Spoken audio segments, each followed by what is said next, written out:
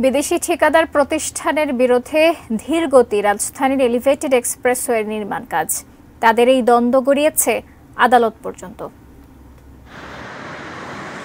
2011 সালে ঢাকা এলিভেটেড এক্সপ্রেসওয়ের কাজ পায় ইতালিয়ান থাই ডেভেলপমেন্ট কোম্পানি। অর্থ জোগাড় করতে না পারায় 8 বছর পর কাজ শুরু করে প্রতিষ্ঠানটি। 2019 সালে চাইনিজ দুটি প্রতিষ্ঠান সিএসআই ও সিনোহাইড্রোকে অর্ধেকের কাছাকাছি শেয়ার দেয় ইতালিয়ান থাই। পরে দুটি চাইনিজ ব্যাংক, চায়না এক্সিম ও আইসিবিসি থেকে বড় অঙ্কের ঋণ নিয়ে কাজে নামে প্রতিষ্ঠান তিনটি। 2020 সাল থেকে পুরোদমে কাজ শুরু হলে গত বছর চালু হয় এর এক অংশ। এদিকে তেজগাঁও থেকে কুতুবখালী পর্যন্ত কাজ যখন এগিয়ে চলছিল তখনই কিস্তি দিচ্ছে না চাইনিজ আর্থিক প্রতিষ্ঠান। ইতালিয়ান থাই শর্ত অনুসারে আগাম সুদের টাকা পরিশোধ না করায় এবারের কিস্তি দিচ্ছে না তারা। বিষয়টি গড়িয়েছে আদালত পর্যন্ত। এগ্রিমেন্ট অনুযায়ী অটোমেটিক্যালি ওর শেয়ারটা, যেটা ইটালিয়ান থাইয়ের শেয়ারটা চলে আসার কথা এই দুই কোম্পানির কাছে।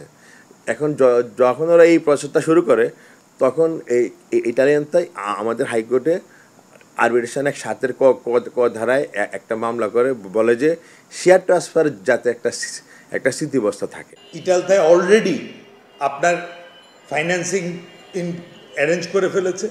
এই লেন্ডারের কাছে আমরা আলটিমেটাম দিয়েছি যে তোমরা হয় টাকা দাও আর নাহলে তোমাদেরকে আমরা টাকা দিয়ে বিদায় করে দিই।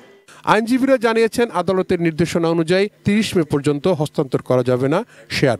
চাইনিজ ব্যাংক যারা লোন দেয় তারা বলে দিয়েছে যে যদি শেয়ার হস্তান্তর না হয় তাহলে তারা প্রজেক্টে ফার্দার ফাইন্যান্স করবে না, এবং তার জন্য কিন্তু জানুয়ারি এন্ড থেকে এখন পর্যন্ত এক্সিম ব্যাংক অফ চায়না কোনো ফাইন্যান্স করেনি। এই চাইনিজ দুই শেয়ার হোল্ডার যেহেতু তাদের ইচ্ছা যে আমার 1000 কোটি টাকার ইনভেস্টমেন্ট তারা জোর করে আমার থেকে নিয়ে নিবে, একটা আর্টিফিশিয়াল ডিফল্ট ক্রিয়েট করে, সো তাদের একটা ন্যাচারালি তাদের একটা ইনসেন্টিভ আছে জিনিসটা করা। তো সে যত দেখাতে পারবে যে এই প্রজেক্টের ক্ষতি হচ্ছে তার ব্যক্তিগত লাভ হবে।